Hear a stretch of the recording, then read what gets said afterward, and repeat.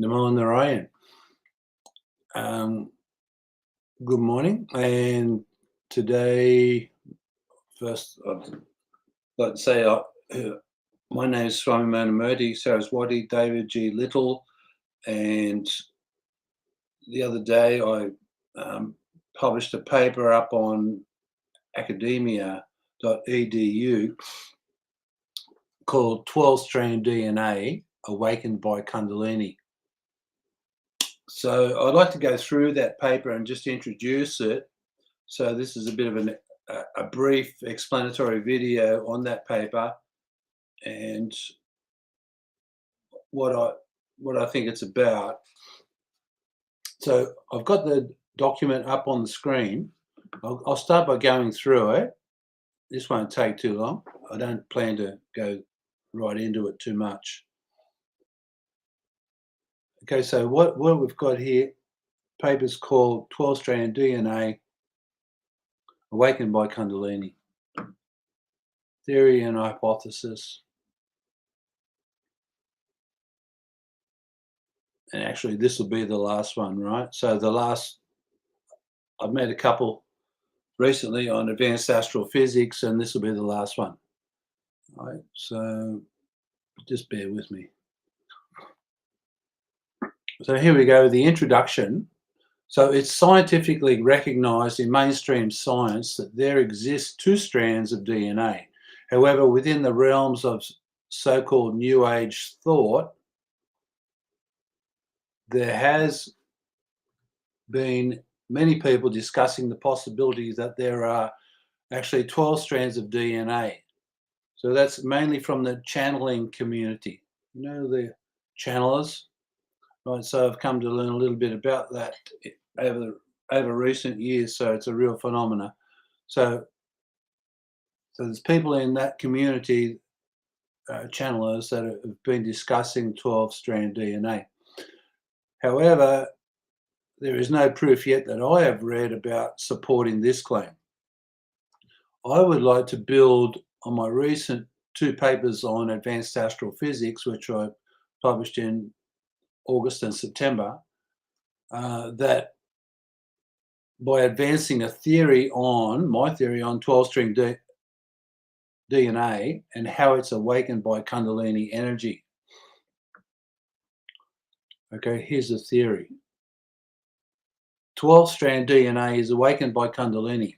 The strings, so talk about strings in physics, string theory, which I don't really know anything about. The strings could relate also to DNA strands, which I don't really know anything about. But I know a couple of scientists that are right into that, DNA and physics. But so I'm from the yoga side, so I'm trying to blend it in and together, and I'm learning as I go, doing my own research. 12-strand DNA is awakened by Kundalini. The strings could relate to DNA strands. I believe that in this new theory, the third strand of DNA, or string, as in string theory, is awakened, thus the knot is untied, when the mystical Sushumna Nadi, which is the conduit for Kundalini energy, opens inside the spinal cord, the canal centralis, the innermost part of the spinal cord. Then another 7 more strands of DNA, you might call them astral. The DNA it's multidimensional, right? So the DNA strands could be not in the physical body, but in the astral, right? So some of the pure scientists might note that. So then another 7 more strands of DNA strings are awakened when all the 7 major chakras burst open as the awakened primordial Kundalini energy rises through them fully. Point 2. That makes 10 strands or knots or dimensions. So I mentioned knots there. So Dr. Richard Alan Miller, one of my friends on Facebook, he's working on a theory of knot theory. He's a physicist, right? So, and he's also very interested in DNA as well. So that makes 10 strands, knots / dimensions. Then as the Kundalini bursts through the Brahmarendra, so that's the exit point of the physical body, the fontanelle. Have you seen the skull of the soft part of the fontanelle on a newborn baby before the bones join up? Well, that's the area of the Brahmarendra, where after the Kundalini's burst through Agnya, the third eye, the Sahasrara chakra at the crown of the head, then exits the physical body through the Brahmarendra. So that makes 10 strands, knots, dimensions. Then, as the Kundalini bursts through the Brahmarendra at the fontanelle region of the skull and leaves the physical body, it's the 11th strand of DNA awakened.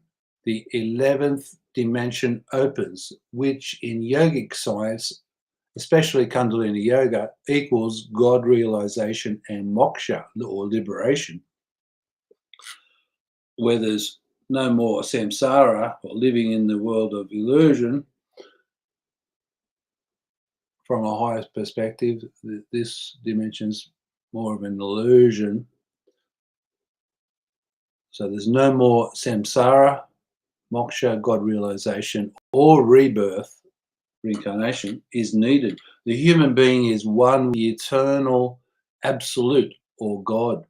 The 12th strand that I theorize is when the Kundalini is further unified with the field of total consciousness, non-duality, total oneness. So if anyone wants to find out more about that, look into the teachings of Adi Shankaracharya, or even my guru who died just a few days ago, Shai Bindu Lahiri, who's taken Mahasamadhi on a couple of days ago. So he was a great teacher of non-duality. And he's a Kriya Yoga master as well, from a very profound lineage. So now the next point I want to make is, I mentioned Dr. Richard Allen Miller. He's my friend that I met a few years ago on Facebook. So he's PhD, physics. He's a really brilliant scientist, has been all of his life, and he's 80 now. And he told me recently on Facebook, last week actually, that self-realization is possible if all 10 dimensions are untied. So when we talk about tie and untie, we're talking about those strings and knots that the physicists are into, string theory, knot theory, dimensions, right? So that self-realization is possible if all 10 dimensions are untied, and that God realization awaits one who unties the 11th dimension. That's superstring theory. So I've given a link there to that post that Richard or Rick shared with me last week. So my page on Facebook's visible to anybody. It's not private. So Rick shared it there. It's visible to anybody. It's a page, right? So I also feel that when all the strings, knots, and in yoga they call them granthis, are all untied by Kriya Yoga, that the total consciousness flows. It wouldn't have to be Kriya Yoga, but the messages that I get are from Kriya Yoga masters. So, and I've been told a few things that I've shared recently about Kriya Yoga. So I also feel that when the strings, knots, granthis, the psychic knots, are all untied by Kriya Yoga, that the total consciousness flows uninterrupted from the source inside the physical body, thereby fully awakening the cosmic potential that was previously hidden inside the body. So the seat of the causal body is in Muladhara chakra, seat of the Kundalini. So here's the hypothesis. DNA, strands 3 to 12, are hidden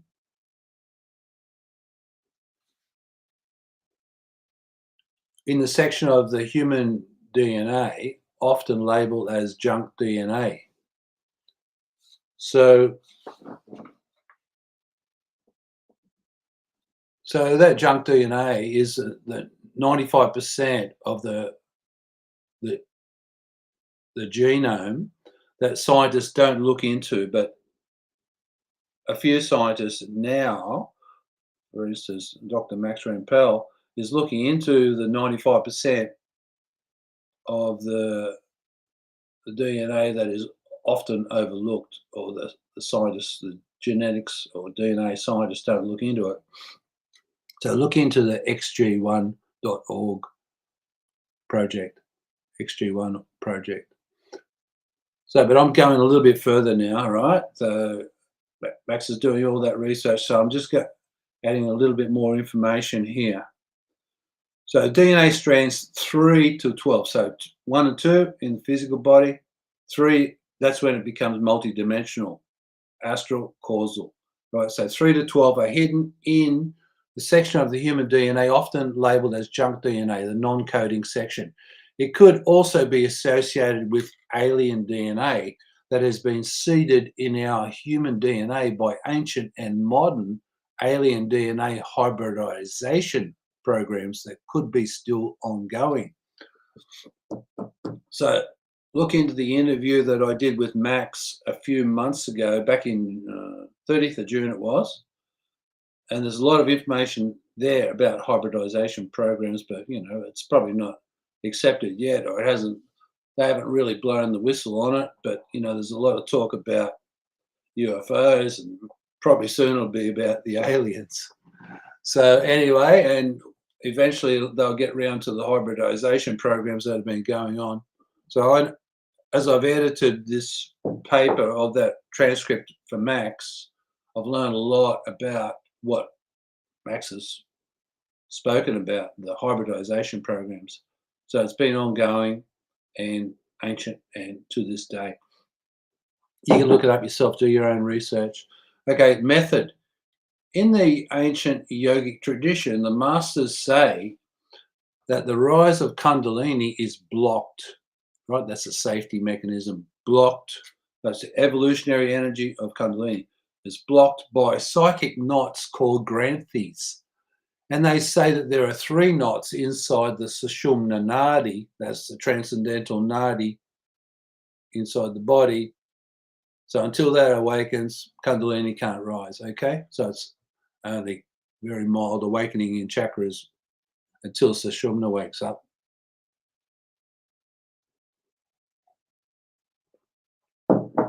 They say that there are 3 knots inside the Sushumna Nadi that prevents the ascent of the evolutionary energy known as Kundalini Shakti inside the body. One granthi, or the lock, is at the Muladhara chakra, the base chakra, and it is called the Brahma granthi. One is at Anahat chakra, the heart chakra, it's called the Vishnu granthi, and one is at the Agnya chakra, called the Rudra, or Rudra granthi, or the knot of Shiva, the third eye. These knots are untied or loosened by 1, lessening attachments to non-spiritual pursuits. That's in Muladhara chakra, right? The Brahma granthi, the knot. So when that is untied, the Kundalini can awaken and start rising up. 2, lessening emotional attachments at the Anahat chakra, the Vishnu granthi knot in the heart, or the heart chakra, right? So lessening emotional attachments. 3, lessening the attachments to psychic phenomena in Agnya chakra, the third eye, Rudra granthi, the third eye, respectively. So as well as lessening the attachments to psychic phenomena, there's also the attachments to psychic powers, or siddhis, they're known in yoga. So they become active when the Agnya chakra starts to wake up with Kundalini's help, right? So lessening the attachment to psychic phenomena. So a lot of people get stuck there and don't go any further. Lessening the attachments to psychic phenomena, Agnya chakra, Rudrak Granthi, the third eye, respectively. So in 2017, I was actually initiated astrally by Enki. So I made some videos about this. I've written about it as well.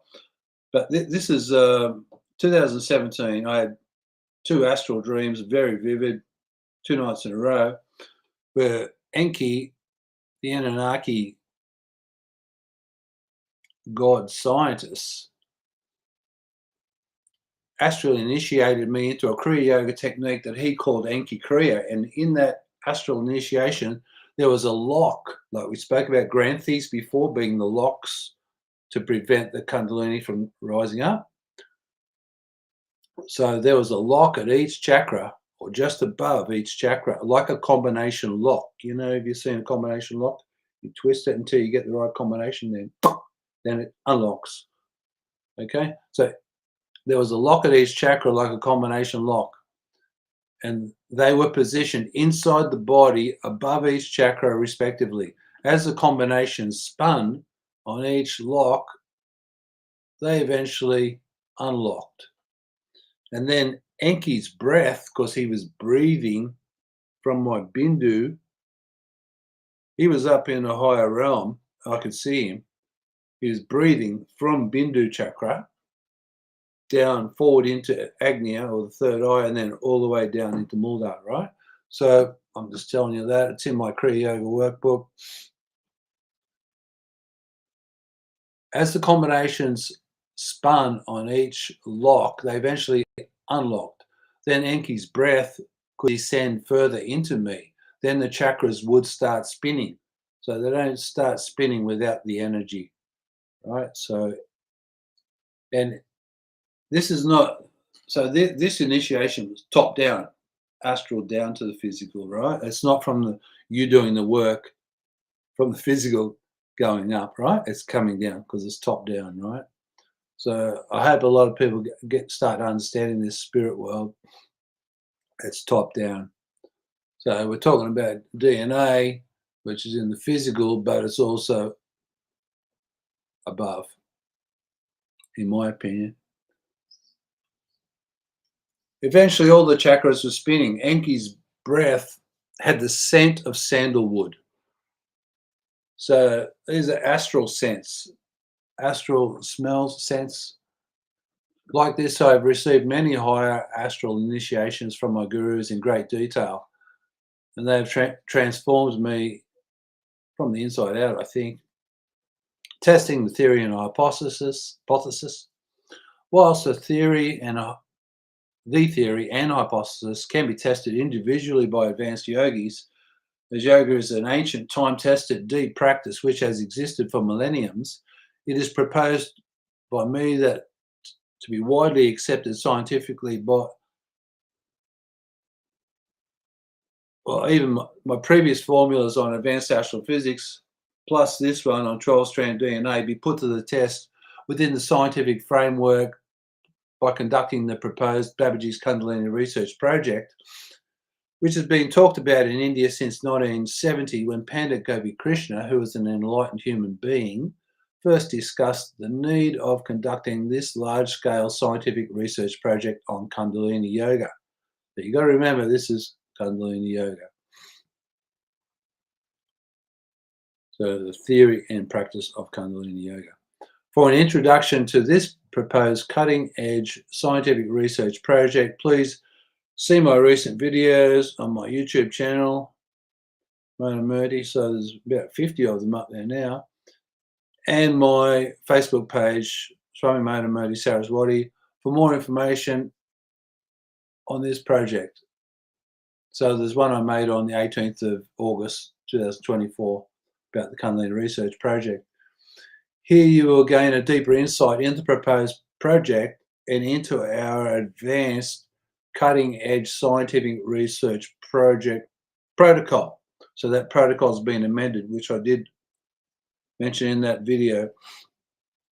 If it ever goes ahead in the future, So that DNA research will be done by Max and his team on the XG1, which is to be adopted when the futuristic Babbage's Kundalini research project is eventually conducted. So I say it's futuristic because it's very futuristic, right? This is mainstream science we're talking about before it gets its head around this and really wants to explore it. We'll say it's futuristic because it really is. I mean, Gopi Krishna talked about it. 1970, it's probably 100 years ahead of its time at least. So conclusion. So what I've postulated in this paper and the previous two that I have published on advanced astrophysics are leading to what I think is the multidimensional model in physics, multidimensional model, both theoretically and literally. So you'll see, so that's all I wanted to share there. I'm going to take that off, share. That's all I wanted to say really about that.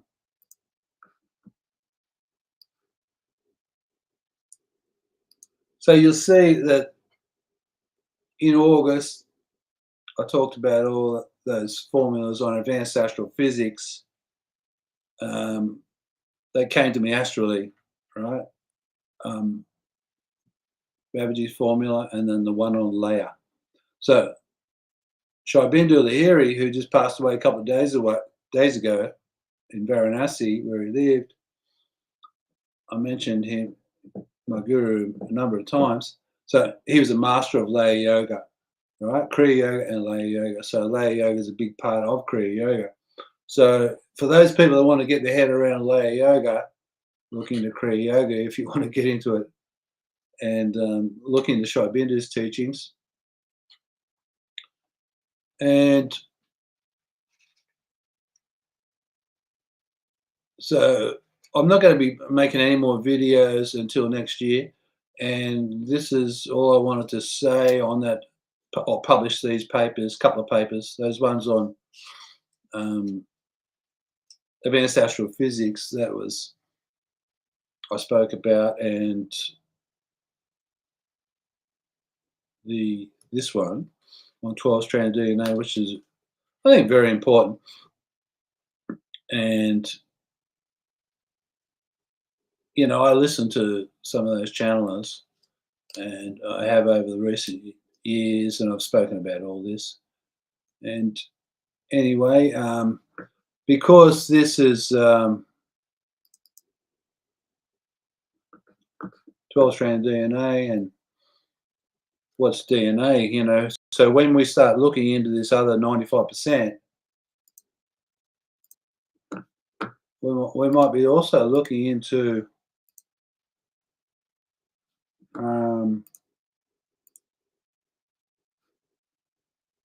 past lives, terrestrial and non-terrestrial. So past lives in this world, and also, we might be finding out some things about non-terrestrial or extraterrestrial. So I thought it pretty appropriate. One of my friends just returned from Egypt yesterday, and he gave me this mug. I've just shared that picture up there. So I've got a little statue of Ramses II in my office as well. So, I feel a close connection with Egypt as well as India and Tibet. And, who knows, might have had a past life in Egypt. But Egypt's a very mystical place. Very mystical place. Very ancient. Very, very ancient. So that's all I wanted to do. I just wanted to share that and talk about that paper on 12-strand DNA. Okay, so I'll take that photo back off share, and I will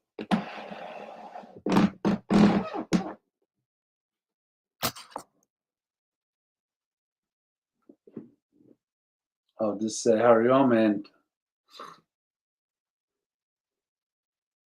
have a nice day. Bye-bye.